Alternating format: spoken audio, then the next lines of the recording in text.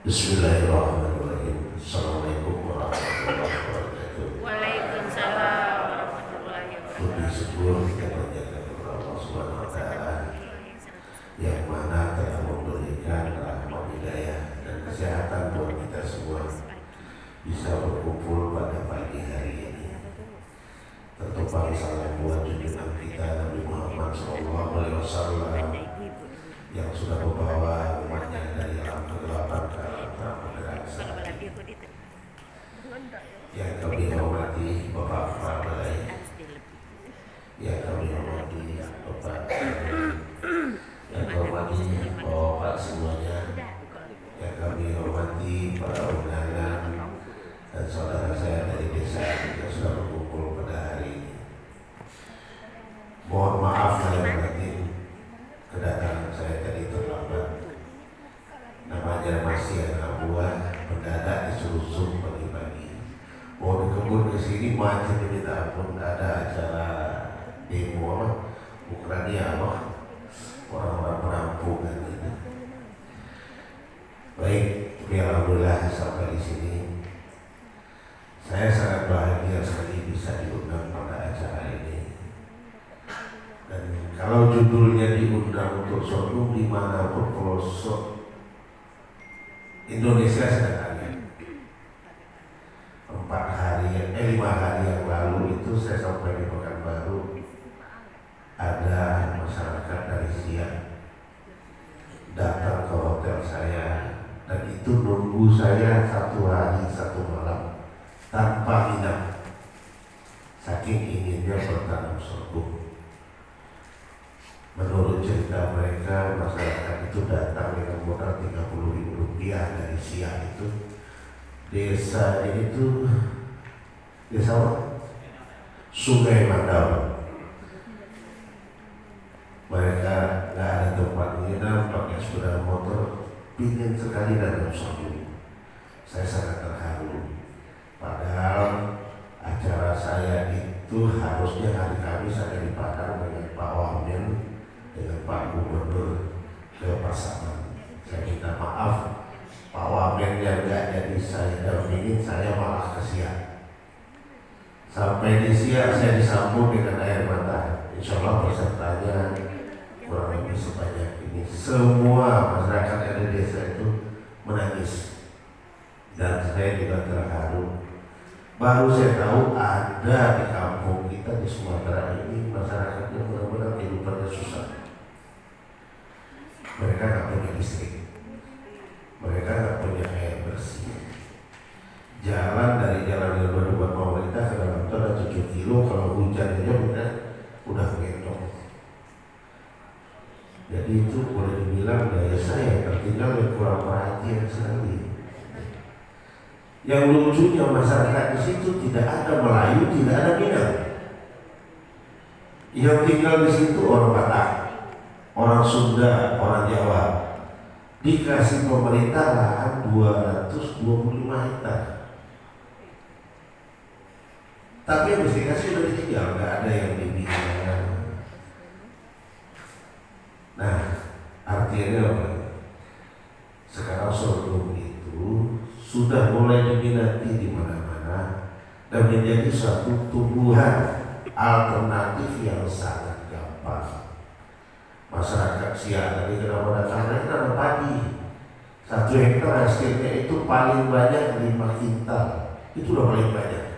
Yang harusnya 7 ton. Yang satu lagi nanam 4 hektar dapatnya 9 karung. Mereka sudah berbagai cara mencoba tetap nggak bisa. Sebelum saya datang itu ternyata Pak Sukamto sudah mengirim bibit ke situ sedikit, ditanam di dekat balai desa Sungai Mandau. Alhamdulillah umurnya 1 bulan kurang, batangnya sebesar tangan saya ini. Itu di depan helalnya mereka. Nah, gara-gara itu membuat mereka sangat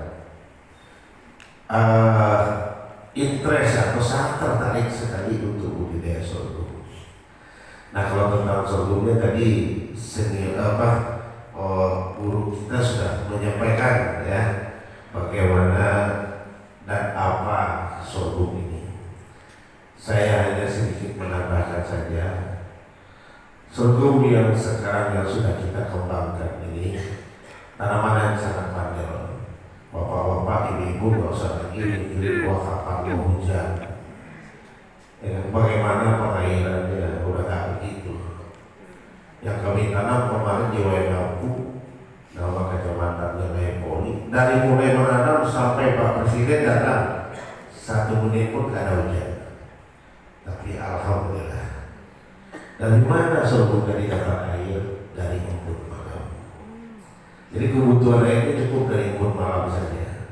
Yang paling dibutuhkan apa? Cahaya matahari minimal 6 jam per hari. Itu buat sorghum. Untuk kualitas tanah, saya mau karena tidak bawa laptop tadi. Bibit yang dikembangkan yang baru sekarang mau disebar pun di atas batu seperti ini gitu. Dan terbukti juga di Waingapu. Waingapu itu nggak ada tanahnya.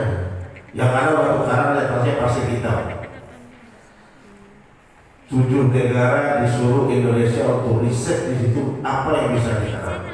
Tidak ada satupun yang berhasil kecuali belalang yang banyak.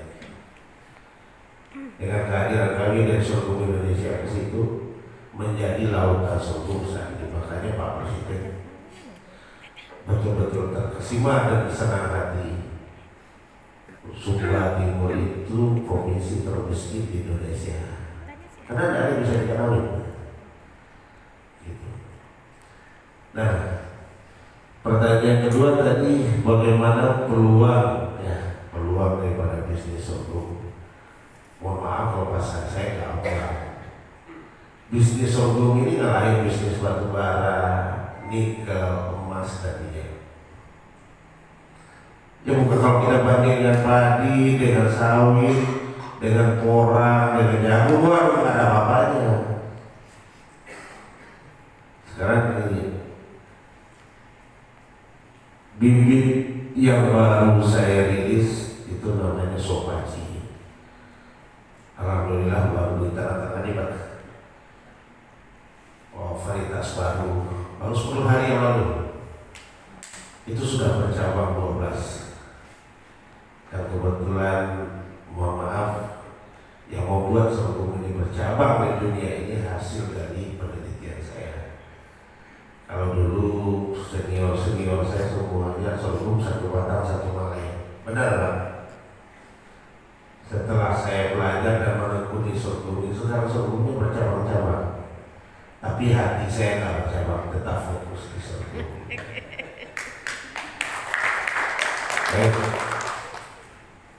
Dengan dia bercabang berarti hasil lebih banyak. Nanti saya lihatkan sekilas gimana ya. Sorghum yang kita kembangkan sekarang terakhir dipanen di BPTP ya. Itu 1 malai itu 400 gram. Kalau ini masih kecil. Ini 150 gram. Bukan saya yang nanam BPTP sendiri. Panennya 400 gram. Berarti sorghum itu kalau kita panen utuh 1 batang 1 malai, kan tadi diterangkan Bapak jarak tanam 70 kali 20. Kalau itu hasilnya hampir 140.000 batang. Kalau saya masih mengusulkan 75 kali 25 supaya nafasnya lebih lega juga. Kalau 75 berarti jumlahnya itu 62.000 lubang. Sorghum itu tumbuhnya 2-3 benar loh. 2, kalau 2 dikali 2 berarti 120.000 batang. 120.000 batang itu 1 batang itu rata-rata beratnya 900 sampai 1,2 kilo. Tingginya 3,5 sampai 4 meter. Gak muluk-muluk lah kita jual batang lepas kasih ke sorghum Indonesia. Duitnya udah banyak banget. 120 batang berarti 120 ton. Jadi itu 300 perak.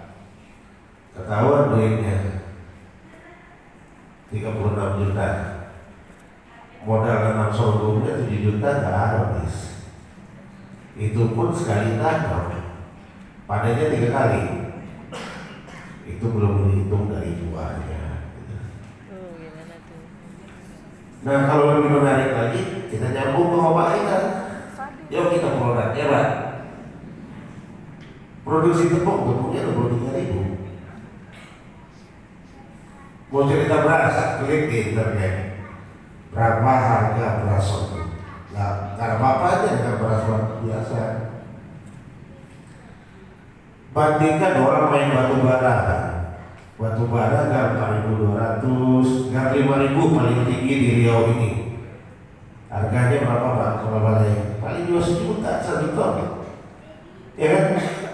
Sorghum yang paling jelek itu harganya berapa? Yang paling jelek coba lihat di internet. Beras sorghum 35.000 per kilo. Berarti 1 tonnya 35 juta. Nikel batu bara lewat. Apalagi dengan sawit jadi 500 perak.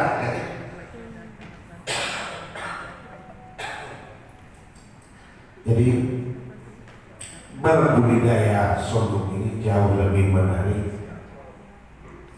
dibanding dengan yang lain. Terus bagaimana cara budidayanya? Kebetulan kami sudah membentuk perwakilan atau cabang di Riau ini.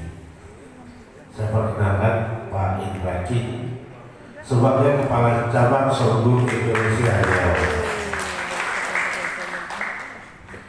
Nah, bisa berkomunikasi langsung mulai dari bibit, pupuk, alat-alat dan lain-lain, tinggal komunikasi dengan beliau.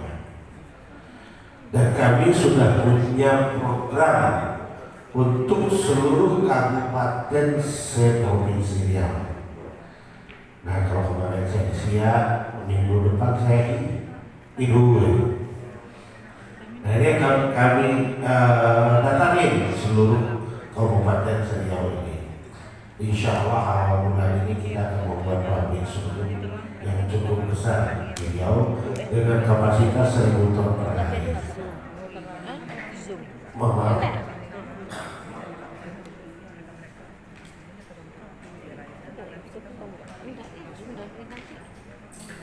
Baik, mungkin sekilas itu dari saya. Peluangnya sangat bagus, budidayanya gampang, dan ini sekarang jadi primadona. Nah, saya sangat mengusulkan juga kepada kita yang hadir pada hari ini, mulailah beralih untuk konsumsi sorghum. Jadi pertama itu harus budidaya kita kembali konsumsi sorghum sendiri. Kenapa begitu? Sorghum sangat-sangat sehat. Bapak-bapak ibu siapa yang punya gula? Yang punya penyakit gula siapa? Kau sama dulu. Sorghum ini adalah obat DM terbaik di dunia. Itu dijamin. DM itu maksudnya dijamin. Jadi kalau ada yang punya penyakit gula, konsumsi makan sorghum, berasnya ditinggalin, makan sorghum. Insya Allah 3 minggu gulanya normal. Nah buat bapak-bapak itu risiko berat. Bagi yang DM, stamina-nya melemah, loyo, ya kan? Nah kalau udah loyo, lihat ibu udah malas, ya kan? Obatnya sorghum, saya jamin dan saya garansi. Buat kita yang hadir semua ini untuk konsumsi sorghum terus, insya Allah. Saya kalau di Jakarta itu breakfast pagi pakai sorghum, makannya besok pagi lagi, nggak makan siang, nggak makan malam, dan tetap energi. Artinya betul-betul sorghum ini sangat bagus. Mungkin tadi sudah disampaikan oleh bapak kita, sorghum itu kalorinya 4.200 kal. Beras, jagung, yang lain-lain nggak ada yang sampai segitu. Terus beringnya ngalahkan tebu. Kalau tebu itu beringnya 17, 18 berat ya. Sorghum itu sampai 24. Bering itu artinya kandungan gula. Kalau orang kata wah itu kandung gula tinggi, itu penyakit gula. Salah. Yang membuat kita gula itu bukan kandungan gulanya, tapi karbohidratnya. Kalau di sorghum karbohidratnya cuma 2%, 2,5%. Tapi baiknya tinggi. Kita dulu jalan-jalan ke hutan dikasih nenek kita nih bawa gula merah sedikit, nah benar nggak? Tujuannya itu buat tenaga. Nah, jangan kita salah informasi ini. Kandungan gula tinggi kita jadi penyakit gula, salah. Yang nggak boleh banyak itu adalah karbohidrat. Kalau gula dibutuhkan oleh tubuh untuk tenaga. Nah, yang kedua, orang-orang yang sudah autis atau anak-anak yang autis diusahakan konsumsi sorghum. Terus yang ketiga, stroke. Nah, bagi yang ada di samping kita di rumah, di mana yang sudah dapat stroke, dengan segera kasih konsumsi sorghum. Dua lagi, siap. Sorghum itu rasanya enak daripada beras merah. Sudah ada yang coba belum? Belum. Insya Allah kedatangan saya minggu depan saya bawain mulai beras dan tepung. Kalau diizinkan Pak Kepala Wilayah kita demo di sini. Kita masak di sorghum, coba ya. Buat nanti Pak Kepala minta. Itu rahasia lagi. Nah, ibu-ibu pada senang dengar itu. Senang lah Pak. Jadi kita akan coba bagaimana membuat kue-kue dari sorghum. Terakhir saya yang masuk itu diundang CNN. Saya yang pertama membuat pizza dari tepung sorghum. Kalau kue-kuenya itu udah lama banget juga, sudah 4 atau 5 tahun yang lalu. Boleh minta resepnya Pak? Ya? Boleh minta resepnya? Oh boleh, bisa. Kita tinggal minta izin Pak Kepala Balai kalau kita acara lagi di sini, ya kan? Kalau betul Pak Gubernur kita undang. Yuk kita makan siang di sini serba sorghum. Sama, Pak Presiden datang lewat kampung mulai dari berasnya, makan nasinya, buburnya, kuenya, sampai minumannya semuanya sorghum. Kecuali rendangnya. Jadi itu enak. Gitu. Nah, insya Allah kita berbagi apapun yang menyangkut dengan sorghum. Saya insya Allah siap untuk berbagi dengan seluruh masyarakat Indonesia. Baik,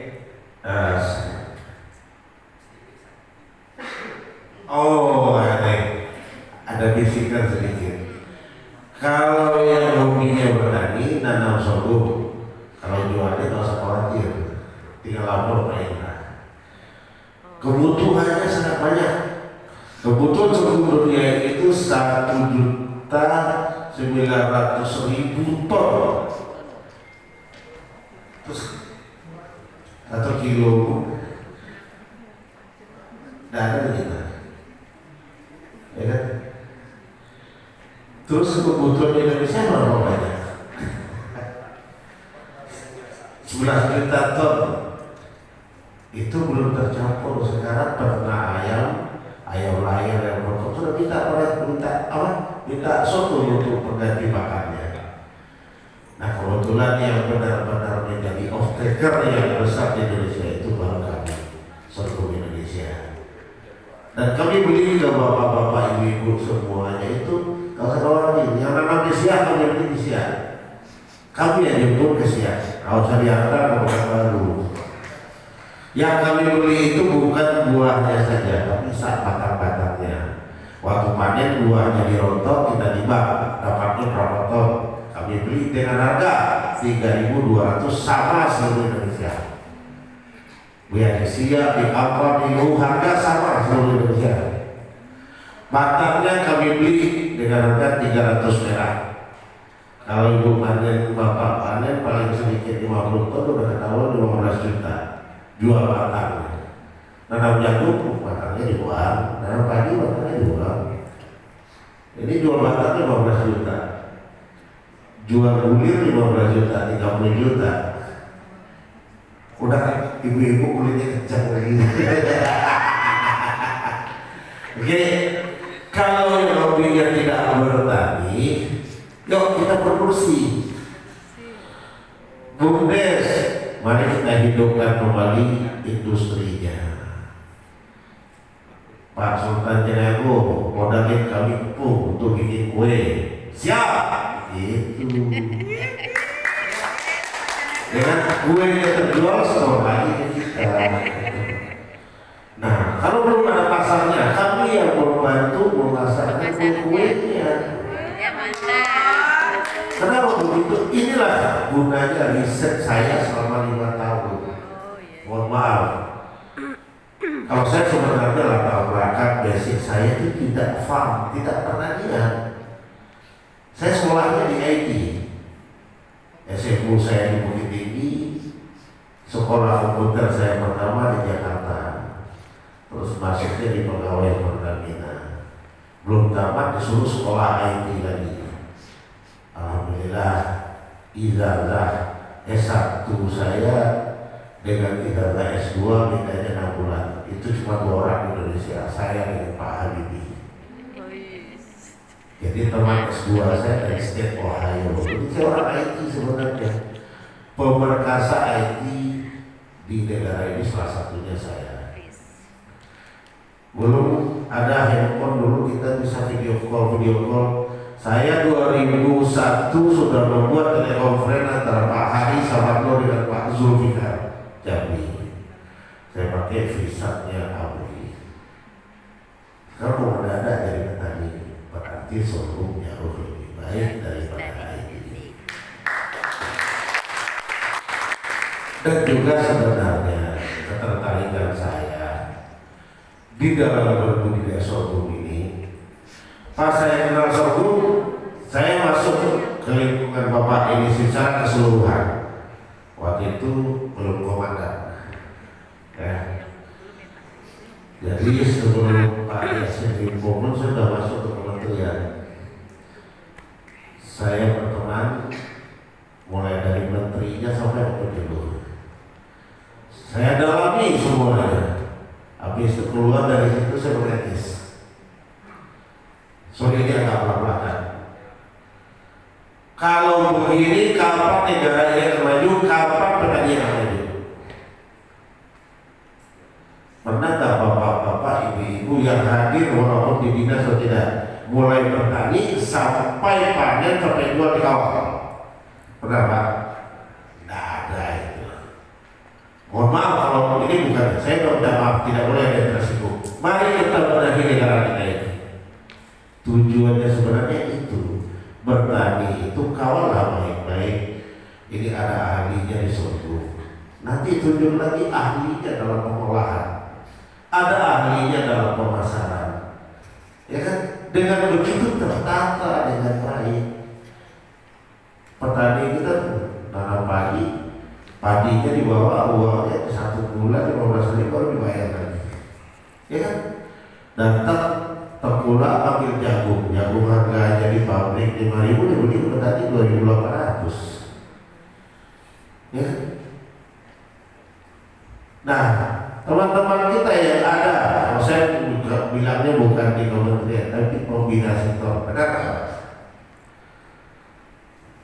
Kementerian Pertanian itu adalah pembina sektor petani yang harusnya mengayomi, membina, mendidik dan mendampingi sampai tuntas.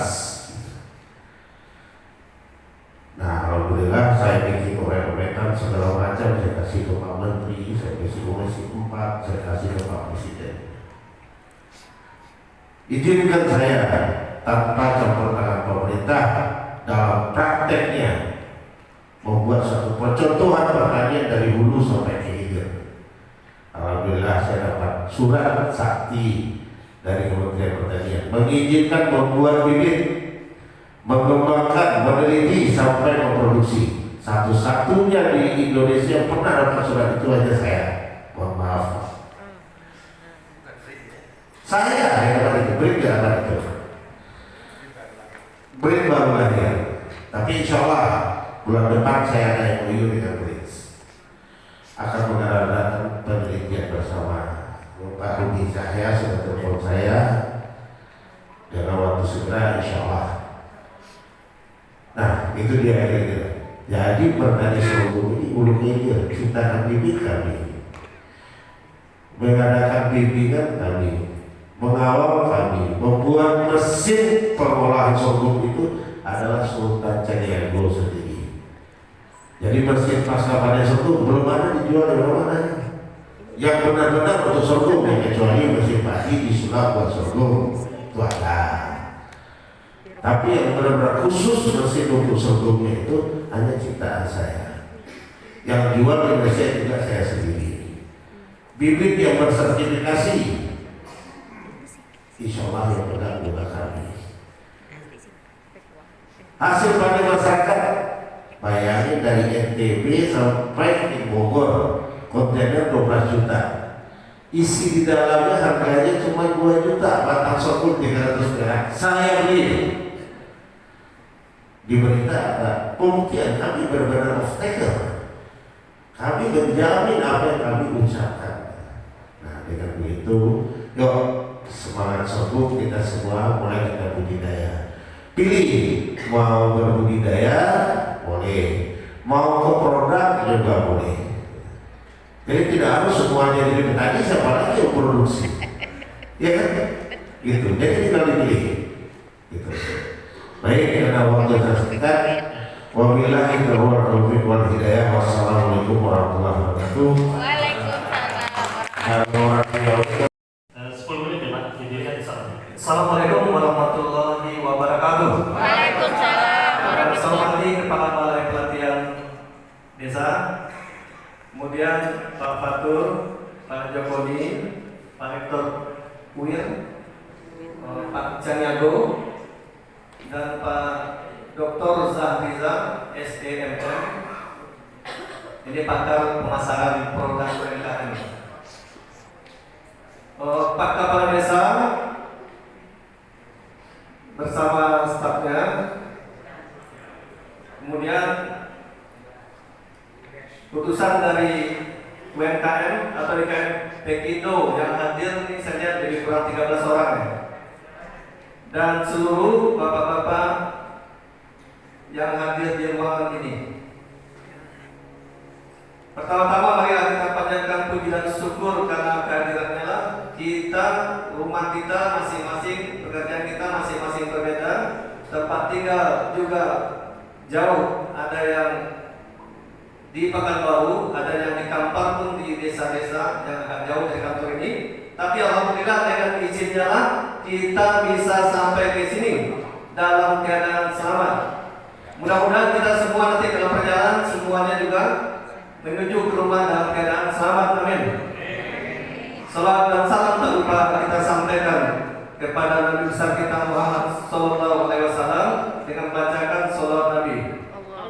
Allahumma sholli ala sayyidina Muhammad wa ala ali sayyidina Muhammad. Bapak-bapak, ibu-ibu yang saya hormati, sini saya jelaskan bahwa saya perwakilan dari pengusaha kecil Indonesia yaitu Pekindo. Pekindo lahir di Riau, lahir di Pekanbaru. Bisa buka cabang seluruh Indonesia sampai ke tingkat desa bisa dibuka.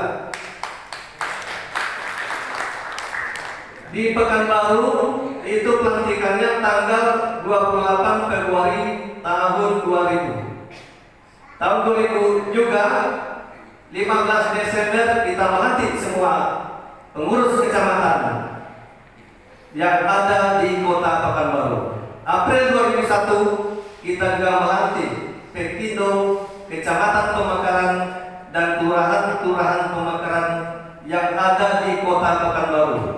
Dan di Kampar juga ada kita bentuk dan sudah kita lantik baru tingkat desa Pandau Jaya dan desa Kubang Jaya. Ini bisa hadir di seluruh Indonesia. Alhamdulillah pada waktu pelantikan pengusaha kecil Indonesia kecamatan yang ada di kota Pekanbaru pada tanggal 15 Desember sampai bulan Februari kita mengadakan bazar dan pelatihan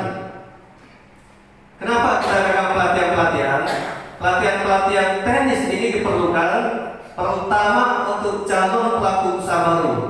Yang kedua, untuk pelaku usaha yang ingin menambah inovasi, menambah kepandaian atau ilmu lainnya. Jadi pelatihan-pelatihan yang diadakan Tekindo hampir setiap hari mulai Desember sampai Februari 2000 sampai 2001 Februari itu di Senapan Plaza hampir setiap hari Minggu juga kita pelatihan, yaitu pelatihan-pelatihan yang kita adakan, pelatihan kuliner, baik itu kue basah, kue kering, kemudian juga pelatihan menjahit baju muslim, juga pelatihan kalau kita orang Melayu itu kan waktu mau mengantar itu kan ada tempat antaran, seni lipat antaran, itu juga kita latih. Jadi kita harapkan siapapun kita, artinya kan di mana bunyi dipijak di situ langit junjung, sudah seharusnya kita mengetahui tradisi dan budaya Melayu, maka kita adakanlah pelatihan-pelatihan pelatihan sebetulnya untuk jasa usaha pernikahan. Alhamdulillah itu selesai. Jadi dengan adanya pelatihan-pelatihan tersebut itu sudah banyak yang kita latih, yang kita kader membuat atau membuka usaha secara mandiri. Pelatihan-pelatihan juga termasuk pelatihan kerajinan. Apa itu kerajinan lidi sawit? Kita Riau dikenal dengan kebun sawitnya, betul nggak? Lidinya itu bermanfaat untuk bisa kita bikin kerajinan lidi sawit, bikin keranjang, bikin tempat aqua, dan bermacam-macam itu pelatihan bisa kita adakan dengan memanfaatkan potensi yang ada di daerah kita, yaitu lidi sawit. Bapak, Ibu-ibu yang saya hormati, selama kita bergerak di bidang pengusaha kecil Indonesia, dan kebetulan saya juga seorang yang lama bekerja di Sperida, kemudian di klub UMKM yang juga menyentuh langsung dengan pelaku usaha UMKM. Ada 4 tahun saya di klub, saya lihat ada persoalan-persoalan UMKM yang kita temui di sana, dan kemudian kita dampingi, kita bina. Pertama, persoalan jelas itu persoalan SDM, persoalan sumber daya manusia. Ini salah satu kita mendatangkan anggota Pekindo atau pengurus Pekindo datang kemari untuk mengikuti sosialisasi sorghum juga dalam rangka untuk peningkatan sumber daya manusia. Memang Bapak Ibu-ibu yang hadir perwakilan Pekindo ini pada umumnya adalah kuliner, peternakan dan pertanian. Jadi yang kuliner tentu dia perlu juga ilmu tambahan mengenai budidaya sorghum. Kemudian masalah-masalah lain UMKM, kita ini sebetulnya untuk membuat produk sudah tentu harus ada target market. Ini kemana produk ini mau dijualkan. Ini kan persoalan calon pelaku usaha sebetulnya. Artinya kalau tidak jelas mau dipasarkan kemana, ngapain kita bikin produk kan? Jadi disitulah perlunya kita target market sebetulnya. Ini marketnya ada nggak? Marketnya kemana? Kalau mau jalan pintas bisa, apa kebutuhan market itu yang kita jual. Itu jalan pintas supaya kita tidak terlalu sulit-sulit mencari market. Karena sebelum kita memasarkan produk, cobalah bina dulu hubungan, bentuk dulu target marketnya ini mau kemana sih mau kita jualkan. Ini bentuk dulu, nah baru kita pasarkan produknya. Mudah-mudahan produk ini laku, tapi tentu ada syarat juga untuk laku. Kita sudah kenal sama orang dan dibina hubungan, sudah tentu kita mempersiapkan diri dulu, terutama mengenai packagingnya bagaimana. Ini harus tertarik dan harus menarik. Kemudian kalau masalah mengenai sorghum tadi saya tertarik, kita tidak perlu mencari pasarnya lagi. Ini mau dipasarkan kemana? Sudah jelas ada yang pembelinya. PT Sorghum akan datang ke lokasi, ke tempat di mana sorghum panen. Di situ PT Sorghum akan datang menjemput bola untuk membelinya. Jadi banyak saja nih manfaat-manfaat dari sorghum. Dari sorghum ini akan tumbuh peluang-peluang usaha baru. Kita lihat ini biji sorghum. Dari biji sorghum ini sudah muncul industri beras dan industri tepung. Jadi kalau mayoritas rakyat Riau, petani Riau sudah beralih kepada sorghum, di situ nanti akan bisa muncul industri mikro tepung, industri mikro khusus beras. Nah, dari tepung ini juga akan muncul lagi hidup industri kuliner. Ngapain kita beli tepung lain lagi kalau tepung di daerah kita sudah ada produksinya tepung sorghum. Jadi semua produk kuliner sebaiknya menggunakan produk sorghum. Ini akan muncul peluang-peluang usaha baru. Bapak-bapak, ibu-ibu yang saya hormati, dari batangnya juga, saya dengar tadi batangnya juga bermanfaat, akan bisa muncul industri gula cair, akan bisa industri mikro gula cair, termasuk dari akarnya juga sangat bermanfaat. Ya Pak, ini Pak Cenabo, akarnya bermanfaat sekali bagi kita kaum Adam, bagi kita kaum Hawa. Kita akan energik 24 jam, tidak kenal loyo. Mungkin Pak Tanjung paham dan pertanyaan itu. Jadi bukan untuk laki-laki aja, untuk wanita juga. Itu akar sorghum. Jadi banyak peluang-peluangnya. Kalau sorghum sudah membanjir, petani-petani sorghum sudah banyak di Riau, itu sebetulnya tukang-tukang jual air tebu yang biasanya ada di pasar, di pinggir-pinggir jalan di Padang, mereka tidak perlu lagi susah cari tebu. Dengan batang sorghum itu airnya lebih manis daripada gula, kemudian lebih bermanfaat untuk kita, bisa awet muda. Iya Pak, ini Pak Sinago, itu banyak manfaatnya. Jadi kita karena banyak peluang-peluang usaha akan muncul dengan hanya satu sorghum. Kalau menurut saya sudah sebaiknya ini kita tumbuh kembangkan budidaya sorghum, atau kita tumbuhkan nanti kalau sudah banyak panen sorghum, sudah banyak petani Riau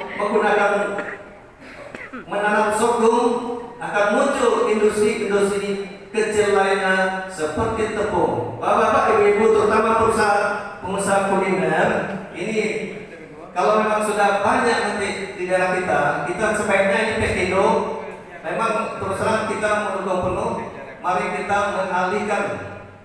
Kalau memang sudah ini ya, sudah tiba sana, kita alih gunakan tepung sorghum. Ngapain kita tepung-tepung di luar sorghum lagi? Kalau memang kita sudah membudidayakan sorghum dan sudah punya pelan produksi produksi menghasilkan tepung sorghum. Bapak ibu yang saya hormati, kemudian masalah-masalah kita lagi, masalah-masalah UMKM, itulah yang disebut Pak Batur, salah satunya juga masalah perizinan. Mereka bikin produk terkendala izin sekarang ini. Itu apa yang katakan Pak Batur betul, melalui OMS bisa. Setiap perizinan, izin dasarnya adalah nomor induk perusahaan. NIB ini awal, ibaratnya kita punya kendaraan, itu SIM-nya, kita harus punya SIM. NIB adalah SIM-nya pengusaha. Begitu punya NIB, yang usaha-usaha mikro, yang di rumah-rumah, usaha mikro atau kecil, barulah dia nanti mengurus PRT. Itu dinas kesehatan yang mengeluarkan. Apa gunanya PRT? Untuk tembus supaya bisa masuk ke swalayan modern tadi. Nah, tapi kalau tidak bikinnya masuk ke pasar modern, ya udah nanti di antara kalangan masyarakat lingkungan aja juga nggak perlu PRT. Ini biaya dulu itu nggak bisa jalan. Tapi ingat, jangan sampai ada ini itu memang untuk jadi pengusaha itu harus punya, sama kita mau mobil itu punya SIM lah. Nah, itu kan sekarang sudah dicanangkan oleh Pak Presiden Jokowi itu, setiap UMKM harus punya nomor induk perusahaan, karena NIB juga bisa digunakan untuk mengajukan pinjaman dana kur tanpa NIB, itu akan ditolak oleh bank yang menyediakan dana kur. Jadi itu saja. Bapak Ibu yang saya hormati, juga masalah UMKM ini juga antara lain masalah pelaporan keuangan, masalah pembukuan, ini juga masalah pelaku usaha pemula. Mereka berjualan itu uang keluarga, uang bisnis itu pembukuannya belum rapi, masih campur aduk. Bahkan kadang ada teman yang datang 3 orang, Pak Jokowi datang di kedai kopi saya, kata teman udah gratis saja nggak usah bayar. Tapi siapa baiknya itu ada catatan dicatat loh. Jadi karena tidak setiap yang hitung uang nggak ketemu kemana ya, untungnya kemana. Nah inilah masalah-masalah kita yang kelas mikro dan kecil. Jadi mudah-mudahan dengan kehadiran Pekindo nanti kita akan tembus masalah, kita jawab masalah-masalah tersebut. Karena di Pekindo itu semua bidang usaha itu sudah bergabung. Apakah itu usaha agro, kita ada gabung, usaha kuliner gabung, industri gabung, termasuk jasa. Apakah itu jasa menjahit, jasa bengkel, jasa tas, jasa salon, semua jasa itu terhimpun di Pekindo. Jadi menurut saya kalau desa-desa berminat kan ingin ikut membantu mengembangkan, dan kita juga akan bisa terjun nanti ke desa, bermitra dengan desa, itu Pekindo bisa dibentuk di desa-desa dan pembinaannya nanti langsung kepada desa. Tujuan kita bagaimana UMKM ini terhimpun dalam satu wadah supaya untuk pemasaran setidak-tidaknya pemasaran produk mereka antara anggota UMKM saling berbelanja dia sama dia. Kita di Pekindo kita terapkan itu, belanja dia sama dia dulu, kemudian tingkat RT nanti, tingkat desa nanti, bagaimana kita berbelanja kepada produk yang ada di lingkungan kita. Inilah visi kita, target kita. Kita ingin UMKM IKM ini naik kelas sesungguhnya, bukan naik kelas hanya sekedar naik kelas semu. Artinya setiap pelatihan yang ada naik kelas semu itu mungkin hanya mendapatkan sertifikat selesai itu. Apa kata Pak Cengagung? Seharusnya ada pendampingan, ada pembinaan lanjutan, baru bisa naik kelas sesungguhnya. Kalau tidak dengan jarak selesai pelatihan ya habis, kalau tidak ada pembinaan. Oke, mungkin hanya itu karena waktunya habis. Kalau diteruskan mungkin bisa lama kan. Ke depan masih bisa waktu. Barangkali mungkin kami kapan-kapan dengan Pak dosen atau dengan Pak Joni akan langsung terjun ke desa-desa sambil sosialisasi jika perlu bersama Pak Cenego. Hanya itu yang dapat saya sampaikan. Sebelum saya menutup, ini bagi kawan-kawan yang hadir di luar ini yang ingin mencatat nomor WA saya, silakan catat. Dan untuk WA itu boleh di chat, boleh 24 jam itu terbuka. Kalau telepon mungkin pagi sampai jam 12 malam. Selesai itu bebas mau chat, mau kapan aja boleh, nanti saya baca. Insyaallah saya jawab. Mobil Taufik Widaya, nama saya Sari. Nomor WA 0822 6849 0202. Ya, sekali lagi 0822 6849 0202. As'ari dari Pekindo. Wabillahi taufiq wal hidayah. Wassalamualaikum warahmatullahi wabarakatuh.